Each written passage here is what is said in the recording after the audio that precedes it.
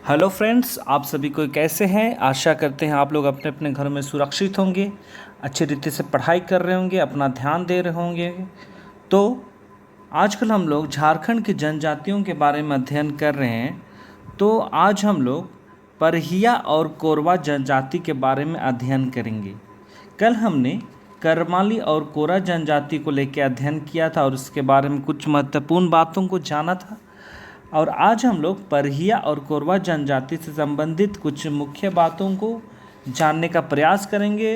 इस जो जनजाति है उससे रिलेटेड हर एक महत्वपूर्ण बात जो एग्ज़ाम्स के लिए महत्वपूर्ण है, तो उन सब बातों को हम लोग देखेंगे, समझने का प्रयास करेंगे। इसलिए आप लोग वीडियो को ध्यान से देखिए, शुरू से अंत तक देखिए, ताकि कोई भी बात ऐसा ना हो जिससे आप लोगों को समझ में ना आए। तो इसलिए आप लोग बने रहिए, वीडियो को देखते रहिए और जो भी बात अगर मुख्य लगता है उन्हें आप लोग नोट डाउन ज़रूर कीजिए। अगर पीडीएफ चाहिए तो पीडीएफ भी आप लोगों को दिया जाएगा, तो आप लोग कमेंट कीजिएगा। तो आज की क्लास को हम लोग शुरू करते हैं। तो सबसे पहला क्वेश्चन हम लोग शुरू में देखेंगे परहिया जनजाति से संबंधित कुछ महत्वपूर्ण क्वेश्चंस को। सबसे पहला क्वेश्चन है, परहिया जनजाति किस प्रकार की जनजाति है। आपसे क्वेश्चन किया गया है कि ये जो जनजाति है परहिया जनजाति वो किस तरह की जनजाति है। तो इसका उत्तर होगा वो एक आदिम जनजाति है। ये जो परहिया है वो एक आदिम जनजाति है, वे विलुप्त होने के कगार पे है, इसकी संख्या बहुत ही कम है ना। तो इसलिए ये आदिम जनजाति है, ये आदिम जनजाति की तरह इसे रखा गया है। अगला क्वेश्चन है, परहिया जनजाति का झारखंड में जमाव स्थल। मतलब क्वेश्चन ये बोल रहा है कि ये जो परहिया जनजाति है वो झारखंड के किस किस जिले में पाई जाती है। ठीक है, तो इसका आंसर होगा परहिया जनजाति आप लोगों को रांची, हजारीबाग, चतरा, संथाल परगना और पलामू के क्षेत्र में आप लोगों को ये देखने को मिलेंगे।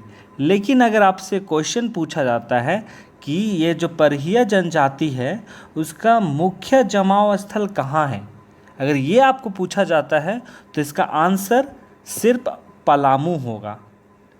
ठीक है, अगला क्वेश्चन है, परहिया जनजाति में गोत्र कितने हैं। हम लोग हर एक जनजाति के बारे में देखे हैं, गोत्र के बारे में देखे हैं, है ना। तो उसी प्रकार से ये जो परहिया जनजाति है इसमें कितने गोत्र हैं पूछा गया है। तो इसका आंसर होगा एक भी नहीं। जी हाँ, एक भी गोत्र इसमें नहीं मिलता है। ठीक है, एक भी गोत्र नहीं है और इसका जो रिश्तेदारी है, नातेदारी है, बिल्कुल हिंदुओं की तरह होता है। ठीक है, अगला क्वेश्चन है, परहिया जनजाति के लोगों का आर्थिक स्रोत क्या है। मतलब उन लोगों का आजीविका का साधन क्या है। तो इसका उत्तर होगा आर्थिक आधार पर वे सिर्फ और सिर्फ जंगल पे ही निर्भर हैं, है ना। वे जंगलों पे रहते हैं, पहाड़ों पर निवास करते हैं। ठीक है, और वे लोग जंगलों से लाह, मोम, गोंद, मधु इत्यादि एकत्रित करते हैं और वे लोग इसे बेचते हैं और उससे जो पैसा मिलता है उसी से अपना जीवन यापन करते हैं। लेकिन जब से जंगल कानून लागू हुआ है तब से ये परहिया जनजाति के लोग, कुछ लोग मजदूरी करने के लिए विवश हो चुके हैं। ठीक है, ये बातों को ध्यान दीजिएगा। अगला क्वेश्चन है, परहिया जनजाति के प्रधान आराध्या क्या है। मतलब ये जो परहिया जनजाति के लोग हैं वो लोग किसकी आराधना करते हैं, किसकी पूजा करते हैं। तो इसका आंसर होगा परहिया जनजाति के लोग धरती की पूजा करते हैं, आराधना करते हैं। मतलब वो लोग प्रकृति पे ही निर्भर हैं, वो प्रकृति पूजक हैं। ठीक है, अगला क्वेश्चन है, परहिया जनजाति के धार्मिक प्रधान कौन है? तो क्वेश्चन में पूछा है कि जो भी पढ़िया जनजाति का जो कल्चर है, धार्मिक आधार है, तो जो पूजा पाठ होता है, आराधना होता है, धरती की जो पूजा की जाती है वो किसके द्वारा किया जाता है? वो धार्मिक प्रधान कौन है? तो इसका आंसर होगा पढ़िया जनजाति का धार्मिक प्रधान बैगा को कहते हैं, है ना, बैगा। अगला क्वेश्चन हम लोग देखेंगे। अब हम लोग कोरवा जनजाति से देखेंगे।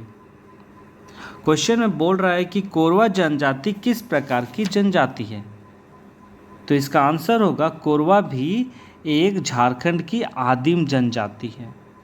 जैसा परहिया जो है वो भी आदिम जनजाति है, उसी तरह से ये कोरवा जो है वो भी एक आदिम जनजाति है। अगला क्वेश्चन, कोरवा जनजाति का झारखंड में जमाव स्थल बताएं। मतलब झारखंड में कहाँ कहाँ मिलती है? तो इसका आंसर होगा पलामू, लातेहार, गढ़वा, गुमला, सिंहभूम में, है ना। मतलब इन जिलों में कोरवा जनजाति बहुल मात्रा में देखने को मिलती है। अगला क्वेश्चन पूछ रहा है, कोरवा जनजाति किस प्रजातीय समूह से संबंध रखता है? कोरवा प्रजाति किस समूह से संबंध रखता है? तो वो है प्रोटो ऑस्ट्रेलॉइड जनजाति से, माफ़ कीजिएगा, प्रोटो ऑस्ट्रेलॉइड प्रजातीय समूह से इसका संबंध है। ठीक है।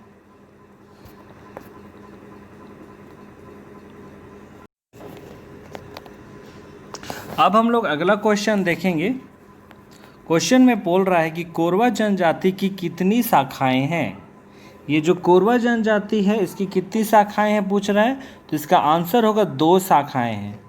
पहला है डिहरिया कोरवा और दूसरा है पहाड़िया कोरवा।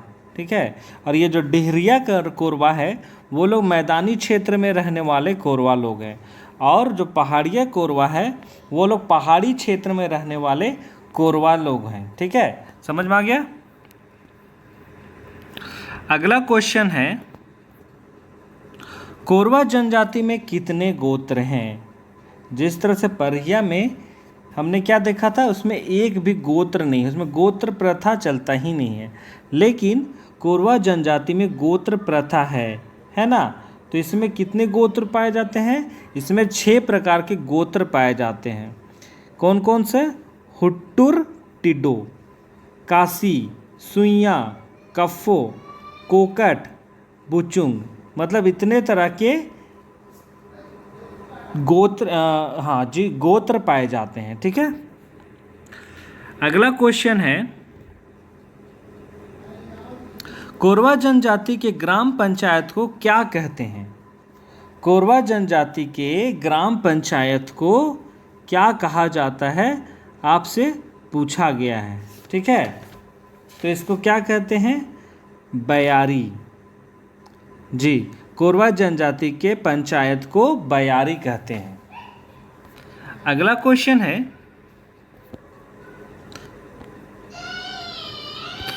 कोरवा जनजाति के सर्वोच्च देवता कौन है? तो इसका आंसर होगा सिंगबोंगा। ठीक है। कोरवा जनजाति के सर्वोच्च देवता सिंगबोंगा कहते हैं। लेकिन जैसा हम लोग देखते हैं कि ये जो कोरवा जनजाति है उसका जो धार्मिक विश्वास है पूरी रीति से हिंदू संपर्क से प्रभावित है। मतलब हिंदू धर्म का संपर्क इसमें पड़ा, जिसके कारण से इस जनजाति के लोग हिंदू देवी देवता की भी पूजा करते हैं। लेकिन उनके सर्वोच्च देवता के बारे में आपको पूछा जाता है तो उसका आंसर सिंगबोंगा होगा। ठीक है।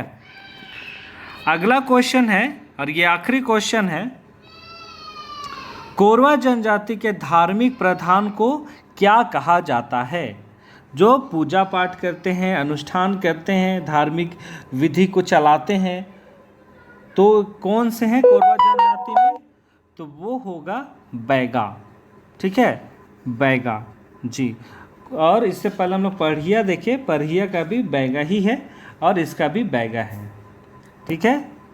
तो आज का क्लास यहीं पे हम लोग समाप्त करते हैं। जो भी हम लोग महत्वपूर्ण क्वेश्चन देखे आज 14 क्वेश्चन था जो परहिया और कोरवा जनजाति से संबंधित था। हर एक क्वेश्चंस को आप लोग ध्यान से पढ़िए, समझिए, ठीक है।